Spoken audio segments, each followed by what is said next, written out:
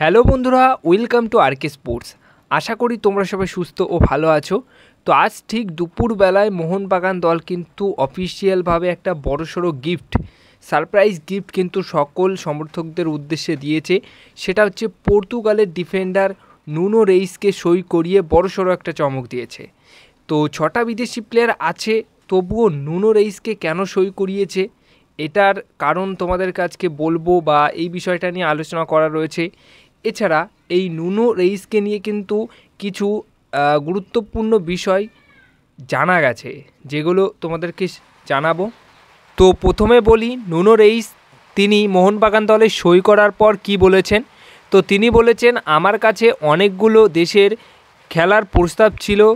তো ভারতে কয়েকটি ক্লাবে আমাকে চেয়েছিল, তার মধ্যে কলকাতার একটি ক্লাবের প্রস্তাবও ছিল, কিন্তু মোহনবাগান সুপার জায়ান্টসে আমি যোগ দেওয়ার অন্যতম কারণ যেটা রয়েছে আমার ক্লাবের ঐতিহ্য, ধারাবাহিক সাফল্য, এছাড়া ক্রীড়া ফুটবল ম্যানেজমেন্টের পেশাদারিত্ব আমাকে মুগ্ধ করেছে, তাই আমি মোহনবাগান দলে সই করেছি। তো এই কথাটাই তিনি কিন্তু বলেন মোহনবাগান দলে সই করার পর। এবার যে বিষয়গুলো শেয়ার করব সেটা হচ্ছে যে নুনো রেইসের কাছে কিন্তু ভারতের ক্লাবে মোটামুটি চার থেকে 5টা ক্লাবের অফার ছিল। সেখানে তো কিছুদিন আগে তোমরা শুনেইছিলে, মার্কোসও এটা কনফার্ম করেছিল যে মোহামেডান এসসি দল কিন্তু তাকে দলে নেওয়ার জন্য অ্যাডভান্স স্টক বা অ্যাডভান্স স্টেজে কথাবার্তা বলছে। তার কাছে চুক্তির যে অফার বা যে চুক্তিটা সেটা পাঠিয়েও দিয়েছিল, শুধুমাত্র সই করাটাই বাকি ছিল। কিন্তু শেষ মুহূর্তে মোহনবাগান দল এই ডিলটি হাইজ্যাক করে মানে মোহামেডানের কাছ থেকে ছিনিয়ে নেয়। না হলে কিন্তু আজকে আমরা দেখতেই পারতাম মোহামেডান এসসি দলে নুনো রেইসকে, কিন্তু মোহনবাগান দল শেষ মুহূর্তে এই ডিলটি কিন্তু হাইজ্যাক করে বা ডিলটি কিন্তু ডান করে। কিন্তু এর আগে কিছুদিন, এই 2 থেকে 3 দিন আগে কিন্তু মোহামেডানে যোগ দেবে বলে এমনটাই খবর ছিল। এছাড়া আজকে মার্কোস এই ডিলটি হওয়ার পর যেটা জানিয়েছে সেটা হচ্ছে গতকাল মানে শনিবার এই যে ডিলটার ক্ষেত্রে অনেক কিছু ঘটেছে। শনিবারে যেরকম মোহামেডানও চেষ্টা চালাচ্ছিল তাকে সই করানোর জন্য, এদিকে ওড়িশা এফসি দল কার্লোস ডেলগাডোর চোট দেখে ওড়িশা এফসি দলও কিন্তু এই প্লেয়ারটির সাথে এক প্রকার কথাবার্তা বলেছিল গতকালকে। কিন্তু আজকের দিনে দাঁড়িয়ে আজকে পুরোপুরি ডিলটা মোহনবাগান দল ডান করে ফেলে।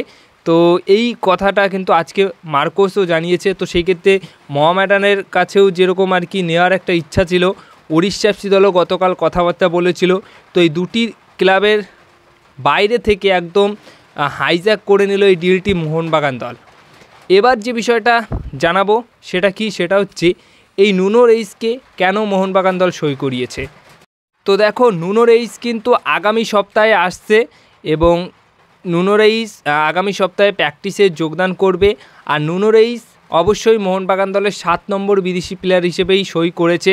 তাকে ACL 2 AFC champions league 2তে খেলাবে Mohun Bagan দল। সেখানে তিনি যদি ভালো কিছু করতে পারে তাহলে পরবর্তী সময়ে আমরা ISLও দেখতে পারি কোনো এক বিদেশি প্লেয়ারকে আনরেজিস্টার করিয়ে তাকে রেজিস্টার করানো হতে পারে, কিন্তু সেটাও নির্ভর করছে তার পারফরমেন্সের ওপর।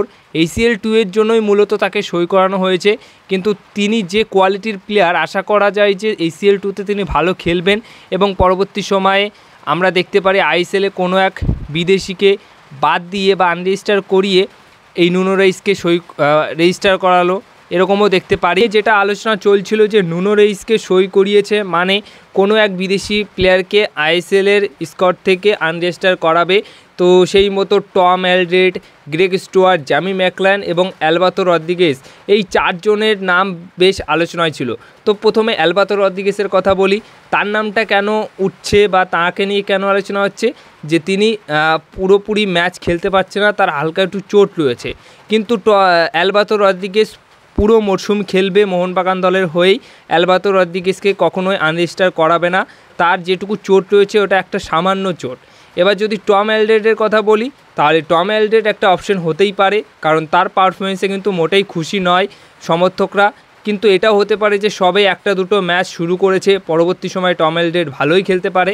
এবার গ্রেগ স্টুয়ার্টের কথা যদি বলি, গ্রেগ স্টুয়ার্ট অবশ্যই কোয়ালিটি ফুটবলার, বাট তার এখন বয়স বেড়েছে, সেই রকমভাবে এখনও ঠিকঠাকভাবে শুরু করতে পারেনি। হয়তো পরবর্তী সময়ে গ্রেগ স্টুয়ার্টও ভালো খেলতে শুরু করলো, কিন্তু গ্রেগ স্টুয়ার্ট, টম এলডেড এই দুইজনের নাম কিন্তু অবশ্যই থাকছে যে এই দুইজনের মধ্যে যে কোনো একজনকে আনরেজিস্টার করাতেই পারে, মানে এই দুইজনের নাম অবশ্যই থাকছে।